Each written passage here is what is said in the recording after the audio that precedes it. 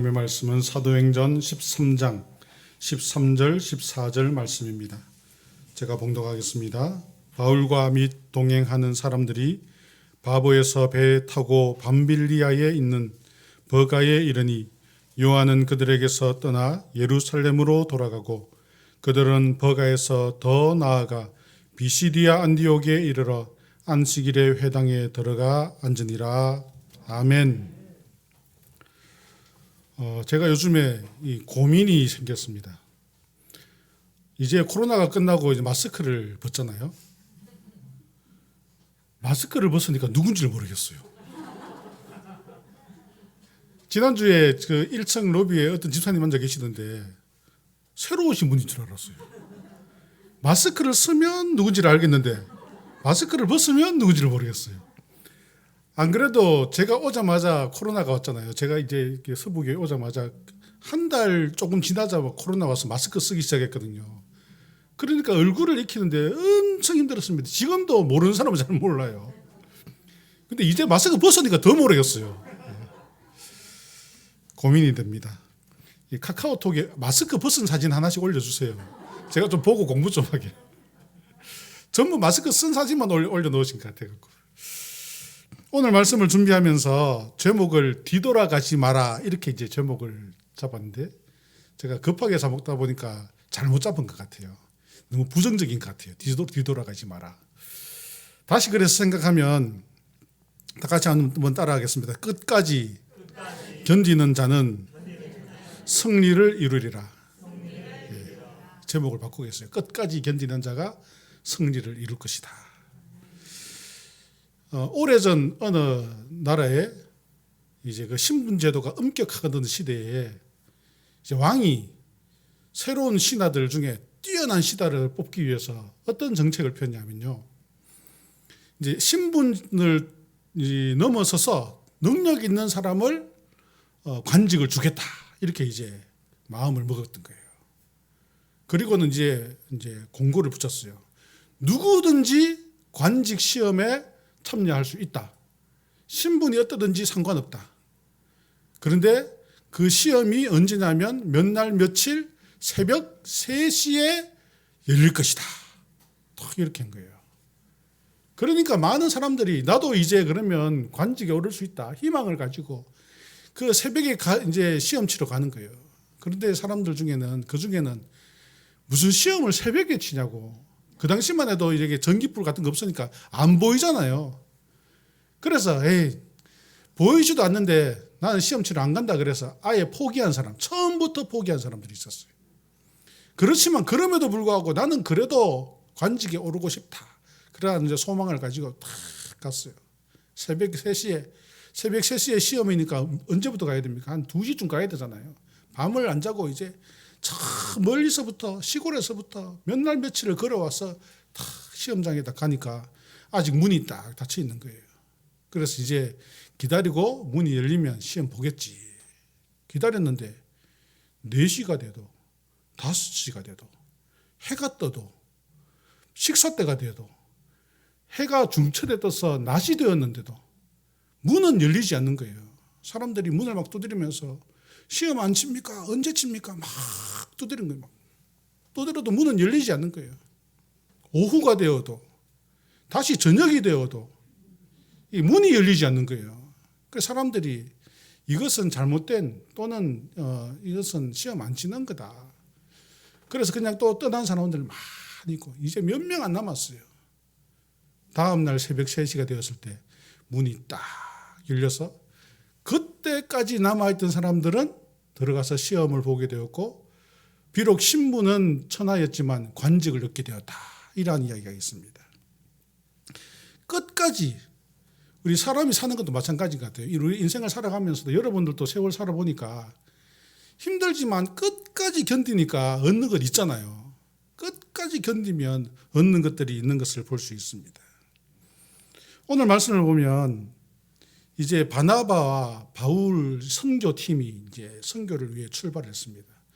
이방 전도를 위해서 출발을 탁 했는데 첫 번째 어디로 갔다 그랬습니까? 안디옥에서 구브로라는 섬으로 갔어요. 구브로라는 섬으로 갔는데 이 바울과 바나바의 이 그 선교팀은 이 바울과 바나바 두 명만 있는 것이 아니라 또 여러 명, 여러 제자들도 나오지 않는 여러 제자들도 같이 있었던 것입니다. 그 중에서 누가 있었냐면요. 요한 마가라는 사람이 있었어요. 요한 마가. 이 요한 마가가 누구냐면 바로 그 예수님의 어떤 따르던 여인들 중에 마리아 있잖아요. 마리아. 이 마리아의 아들이었어요. 우리가 잘 아는 마가의 다락방 있지 않습니까? 마가의 다락방.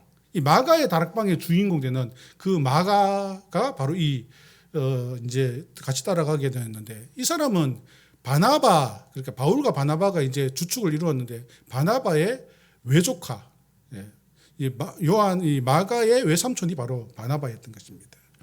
그래서 함께 이제 그 선교 여행을 떠나게 되었던 것입니다. 처음에 선교 여행을 다 가서 구부로에 가서 복음을 전하니까 핍박도 있었지만은 그러나 복음을 전하니까 복음의 역사가 나타나고 성령의 역사가 나타나고 총리가 예수 믿고 막 하니까 얼마나 이 그 기쁨과 어떤 그 용기 백배하겠습니까? 믿음의 용기가 백배한 거죠.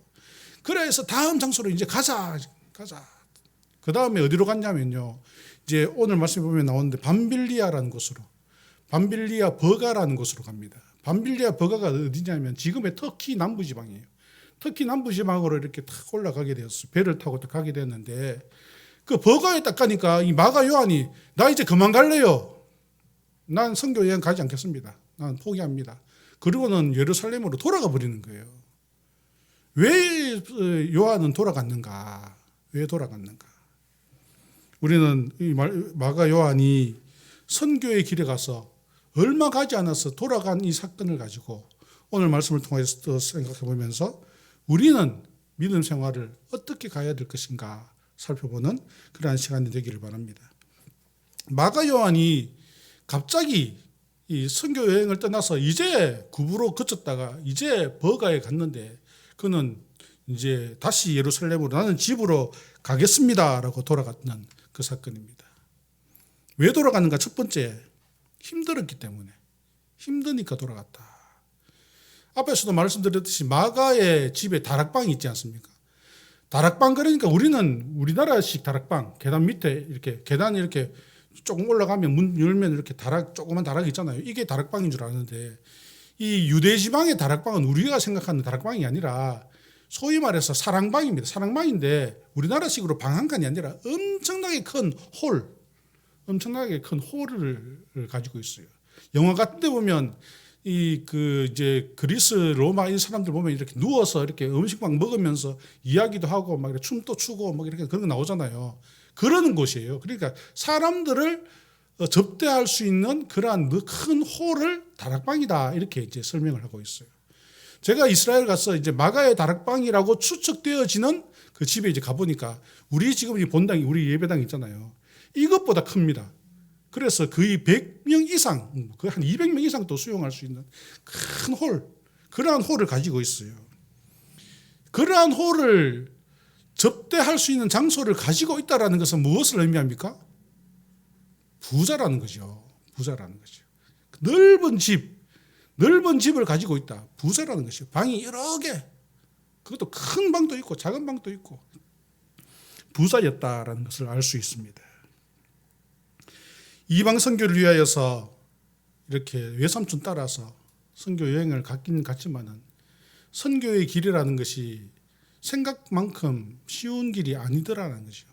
요즘처럼 숙박시설이 이렇게 되어 있고 교통이 편리하고 어디를 가든 음식을 먹을 수 있고 그런 것이 아니라 이 당시만 해도 어떤 잠자는 것, 먹는 것, 어떤 생활하는 것 이것이 어떤 집을 떠나면 뭐 고생인 그런 시대 아닙니까? 집 떠나면 고생이다 그러잖아요. 요즘엔 집 떠나는 게 훨씬 좋지요. 집에 있으면 답답한데 집 떠나서 어디 이렇게 여행 가면 좋잖아요. 그러나 이 당시에는 집 떠나면 고생인 그런 시대였어요. 그래서 그 길을 따라가다 보니까 고생인 거예요. 힘듭니다. 힘드니까 괜히 따라왔다라는 생각이 든 거죠. 그래서 결국 나 돌아갈래요. 그리고 돌아갔다라는 것입니다. 선교의 길은 힘든 길입니다. 믿음의 길은 힘든 길이에요. 구부로에서 성공적인 사역을 경험하긴 했지만은 그러나 그 다음 길 가면 갈수록 한 번 성공하면 다 성공되어질 줄 알았지만 그렇지 않더라는 것입니다. 여기서 성공했다고 해서 다음 가면 또 성공이냐? 그것이 아니라는 거죠. 힘들더라는 거죠. 힘든 인생의 길이다라는 거죠. 힘든 선교의 여정이다라는 것입니다. 우리는 신앙생활을 시작하면서, 신앙생활을 하시면서, 교회 다니면서 어떤 마음을 가지고 있습니까? 내가 교회 다녀서 부자가 되고, 교회 다녀서 우리 자식들 다 잘 되고, 내가 교회 다녀서 내가 뭐 죽을 때까지 그냥 건강하다가 딱 죽기 전에 그냥 잠자다가 탁 하면 좋겠다. 물론 그런 축복이 있기를 저도 간절히 원합니다. 그런 축복이 다 있기를 원합니다. 그렇지만 이 신앙의 길, 믿음의 길, 예수의 길이라는 것이 그런 좋은 것만은 있던 것이 아니라는 거죠. 그나마 다행인 것이 우리나라는 예수 믿는다고 잡아가서 죽이고 그러진 않잖아요. 예수 믿는다고 고문하고 그러지 않잖아요. 이 그 사도 시대에 보면 이제 사도행전 이후에 보면 로마가 기독교를 얼마나 박해합니까? 그 박해하는 가운데서 예수 믿던 사람들, 예수 믿었다고 해서 모든 것이 평안합니까? 아니더라는 거죠. 고난의 길이지만 믿음으로 나아가더라는 것입니다. 예수의 길은 고난의 길이에요. 힘든 길입니다. 내가 예수 안 믿었다면 내 할 말 다 하고 내 하고 싶은 거 다 하고 그냥 큰 소리 치고 살 수 있지만 예수 믿기 때문에 어떻게 해야 됩니까? 내 것 양보하고 내가 참고 인내하고 견디는 거죠. 예수 믿기 때문에 우리가 감당해야 되는 것들이 있더라는 것입니다. 마가복음 8장에 보시면 누구든지 나를 따라오려거든 자기를 부인하고 자기 십자가를 지고 나를 따를 것이니라 라고 말씀하셨어요. 예수 믿는 것은 인생의 모든 것이 다 평안한 길로 가는 것이 아니다. 십자가를 지고 자기를 부인하는 길이다. 우리가 이것을 기억해야 되는 것입니다. 편안한 삶, 인생의 편안한 삶. 그것이 예수 믿는 목적이 아니다라는 것을 우리는 기억해야 될 것입니다. 편안하고 인정받고 대우받으려고 하는 것. 그렇게 생각하면 신앙생활을 잘하는 것이 아닙니다. 우리는 자기를 부인해야 돼요. 때로는 자기를 포기해야 될 때가 있어요. 때로는 억울하지만 내가 꼭 참아야 될 때가 있습니다. 인내하고 끝까지 견뎌야 될 때가 있습니다. 부유함과 안락함을 내어놓을 필요도 있어요. 사회적으로 어떤 수준과 지위가 있어도 교회 와서 청소를 하거나 화장실을 비우거나 해야 될 때도 있더라는 거예요. 신앙생활은 그런 거예요. 세상과 구별된 다른 길을 가는 것, 그것이 바로 예수 믿는 길이다라는 것입니다. 우리가 신앙생활 하다 보면 이렇게 교회를 옮기게 될 경우가 있잖아요. 이렇게 이사를 가거나 아니면 뭐 특별한 이유가 있어서 이렇게 교회를 옮겨갈 때가 있어요. 저에게도 뭐 다른 아는 분들이 그런 연락이 옵니다. 이사를 왔는데 어느 교회로 가면 좋을까요?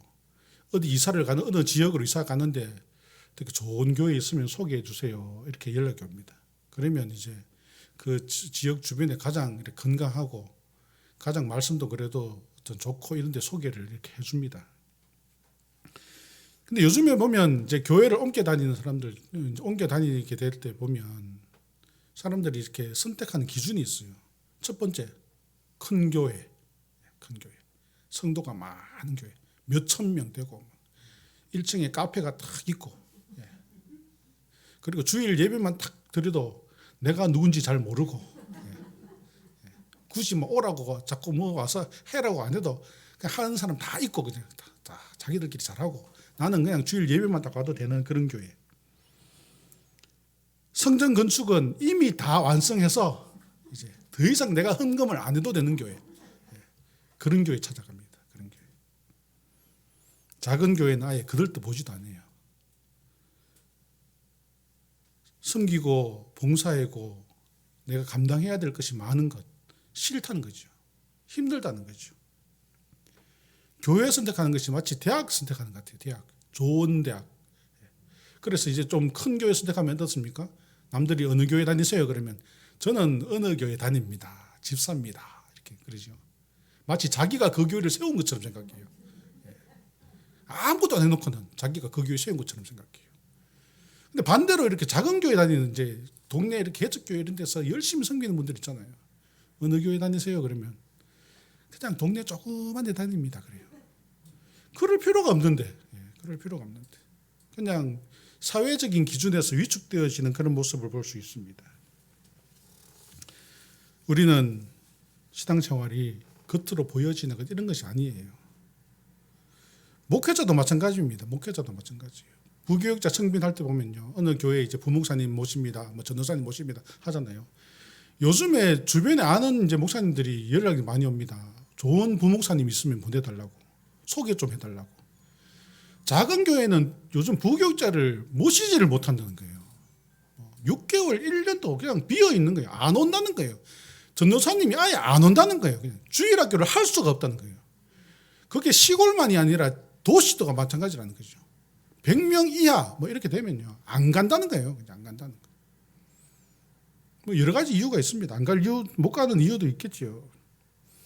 담임 목사님 이렇게 청빙하는 교회 있잖아요. 이제 담임 목사님 은퇴하시거나 해서 이제 청빙할 때도 보면요, 그 기준이 보면 뭐 기준은 여러 가지 해놨습니다. 쭉 해놨는데 나중에 알고 보면 전부 우리나라의 큰 교회 출신 이제 부목사님들 다 뽑습니다. 뭐 사랑의 교회, 수영로 교회, 큰 교회 출신이면 다 잘한다 이렇게 생각하는 것 같아요.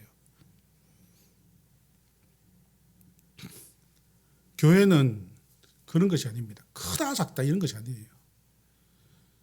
교회는 우리가 함께 섬기는 것입니다. 십자가의 길을 함께 가는 거예요. 그것이 잘 가는 것이고 그것이 좋은 교회입니다.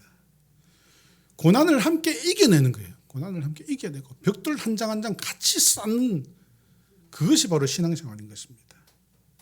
힘든 것일수록 내가 좀 더 섬겨보겠다, 이런 믿음이 있어야 돼요. 제가 서울에서 같이 이렇게 있을 때 있었던 청년이 대구로 이사를 오면서 그 청년이 교회를 소개시켜달라 그래요. 그래서 우리 교회였나 그러니까 목사님 교회는 가기 싫어요 그래요. 그래서 결국 갔는 데가 어디냐면 자 이제 공항 있는데 개척교회를 갔어요. 한 성도가 20명 된대요. 그래서 너무 좋대요. 자기가 할 수 있는 일이 있어서 너무 좋대요. 그래서 열심히 섬깁니다. 그래서 너는 왜 이렇게 큰 교회도 있고 좋은 교회도 있는데 왜 안 갔냐 그러니까 자기는 개척교회 섬기고 싶어서 갔대요. 그런 청년이 있어요. 착하죠? 장가를 못 가서 힘들어요. 그런 좋은 청년은 장가를 못 가더라고요. 우리가 힘들수록 섬길 수 있는 것이 좋은 것입니다. 교회는 그런 것입니다. 어려운 일일수록 함께 지켜줄 수 있는 교회, 함께 기도할 수 있고 내가 헌신할 수 있는 것, 그것이 있는 교회가 좋은 것이고 그것이 바로 내가 신앙생활 잘하는 것이다라는 것을 다시 한번 생각하게 됩니다. 우리는 편안한 길을만 찾아가다 보면요, 믿음의 힘을 잃습니다. 편안한 길만 가면요, 믿음의 근력이 없어요. 힘이 없어요. 조금만 어려움이 있어도 휙 넘어져 버립니다. 여러분 운동 안 하고 그냥 집에 가만히 앉아만 있어 보세요. 편안하게 TV 보고 그냥 가만히 한 1년만 있으면요, 다리 힘 다 빠져갖고요, 달리기도 못합니다. 그래서 체육대회 같은 거에서 달리기 시작하면 마음은 급해갖고 다 넘어집니다. 앞으로.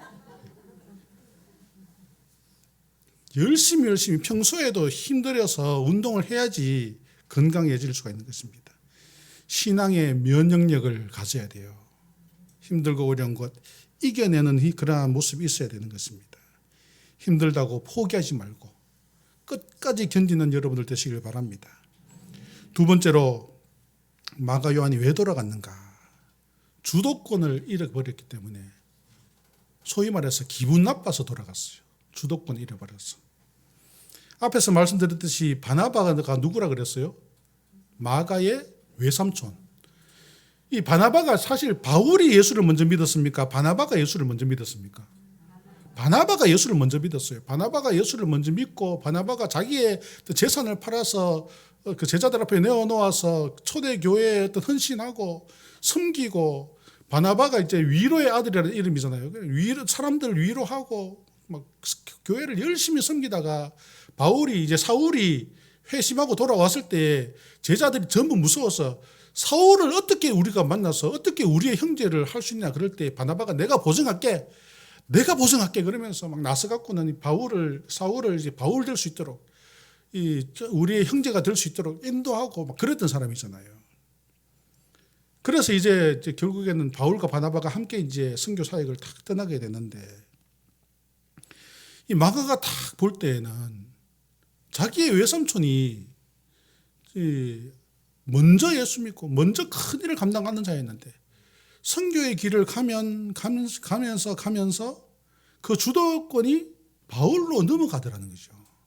가만히 보니까 주도권이 넘어가더라는 거죠.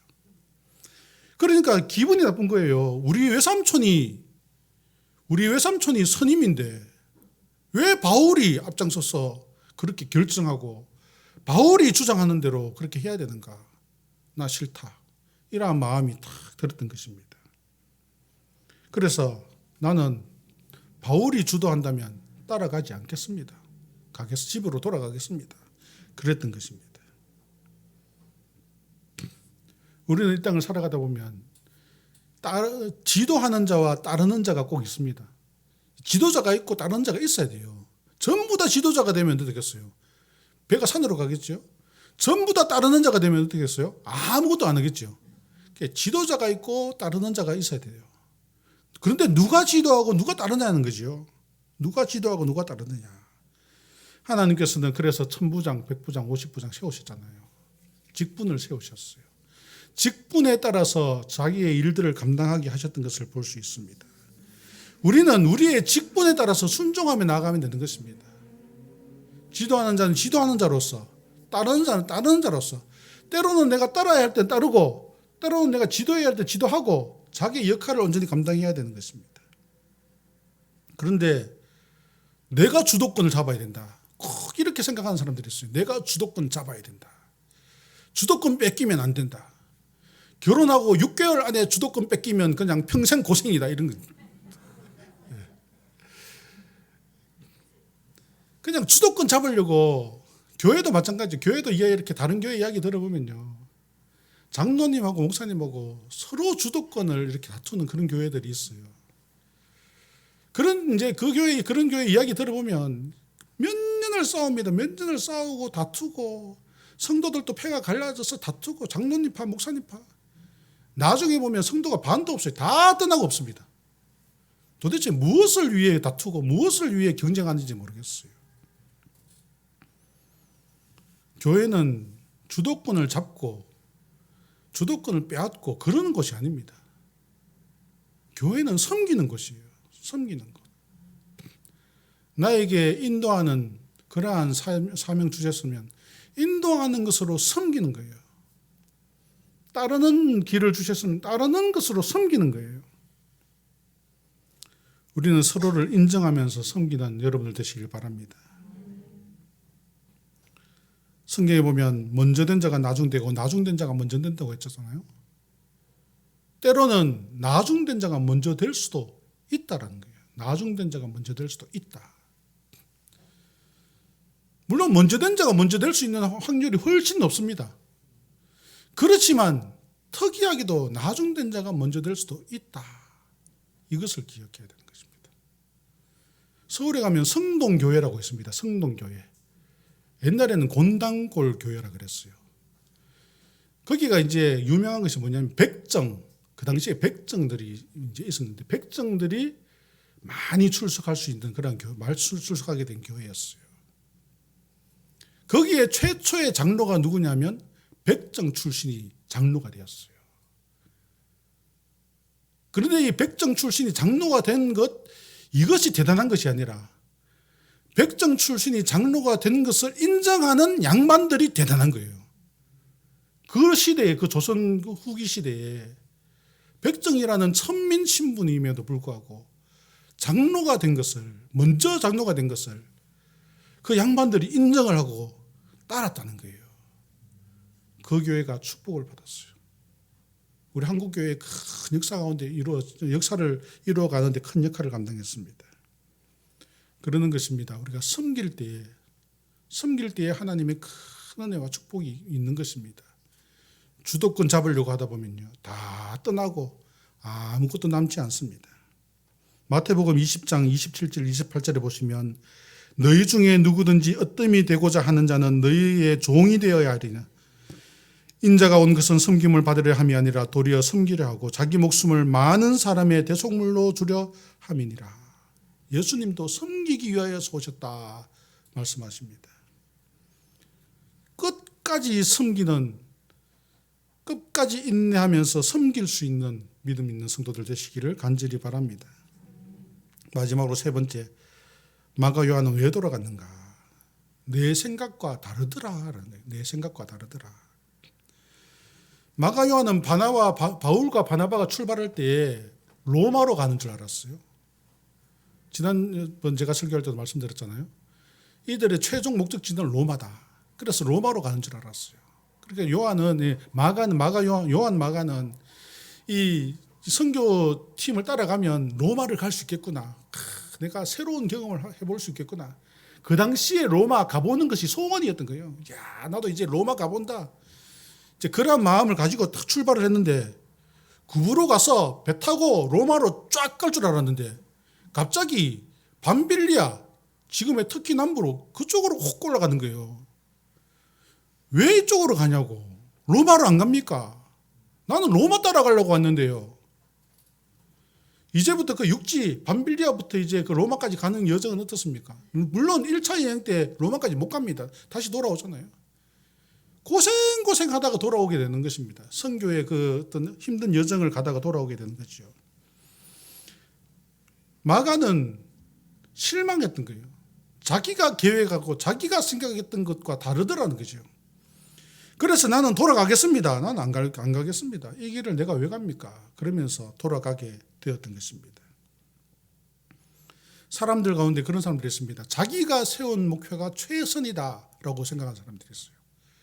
물론 자기 인생에서 자기의 계획은 최선인 것은 뭐 상관없습니다. 자기가 무엇을 하든지 무엇을 이루든지 개인의 목표는 그럴 수 있는데 공동체, 단체, 회사, 직장이라든지 사회라든지 또 특별히 교회 같은 데는 자기의 목표가 공동체의 목표가 될 수는 없는 것입니다. 자기의 목표를 이루기 위해서 그 공동체를 이용하거나 공동체를 이끌어가는 그것은 온전한 모습이 아니다라는 것입니다. 그런데 이 마가는 자기의 뜻대로 이루어지지 않으니까 포기하고 말았다라는 것입니다. 우리는 자기의 뜻대로 모든 것을 이루어가려고 하는 사람들 보면 어떻습니까? 자기의 뜻대로 다 이루어가려고 하는 사람들. 뭐 예를 들어서 이제 전도회 같은 데서 이제 봄 되면 이제 야외 예배 같은 거 가잖아요. 전부 다 이제 우리 포항 가서 회 먹자 그러는데 나는 지리산 갈래. 그래서 회원이 20명이면 20명에 19명은 우리 포항 가서 회 먹자 그러는데 나는 회 싫어해. 나는 지리산 가서 공기 마시고 그런다고. 그러면 어떻게 됩니까? 그러면 사람들이 싫어하는 거죠. 싫어하는 거죠. 그렇습니다.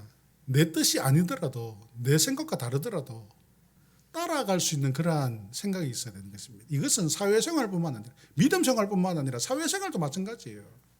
사회생활도 잘하려면요. 자기의 생각만 고집하면 사회생활을 못합니다.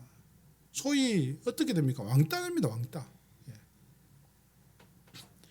나의 삶의 목표를 이루기 위하여서 살아가는 것이 아니라 우리는 누구의 삶의 목표를 이루기 위해서 살아갑니까? 예수 그리스도의 이름으로 하나님의 목표를 위하여서 우리를 창조하신 하나님의 그 크신 뜻에 합당하게 주님께 영광 돌리기 위하여서 이 땅을 살아가는 것이 우리의 삶의 목표인 것입니다. 내 뜻과 달라도 우리는 어떻게 해야 됩니까? 따르는 것입니다. 내 뜻과 달라도 따르는 거예요. 내 생각과 다를 수 있습니까? 없습니까? 같은 것보다 다른 것이 훨씬 많습니다. 사람의 생각이 같을 수 있는 것은 참 어려운 일이에요. 어떤 단체에서 사람의 생각을 맞추는 것도 힘든데요. 그냥 단체까지 갈 것도 없습니다. 여러분 가정에서 보세요. 집에서 보세요. 그냥 평생 이렇게 헤어져서 못 산다 그래서 그냥 좋아갖고 둘이 결혼했잖아요. 결혼해놓고는 어떻습니까? 생각 다르다고 싸우고 그냥 그러지 않습니까? 부부도 생각이 다른 거예요. 부부도 생각이 다른 거예요. 하물며 교회나 어떤 단체가 생각이 같다라는 것은 이건 참 어려운 거예요. 어떻게 해야 됩니까? 인도하는 자를 따르는 거죠. 나는 이쪽으로 가고 싶다 그래도 인도하는 자가 함께 이쪽으로 갑시다 그러면 가는 거죠. 순종하는 거죠. 자기의 뜻만 주장하다 보면 아무것도 이루어질 수 없고 자기 스스로도 도태할 수밖에 없다라는 것을 오늘 말씀을 통해서 깨닫습니다.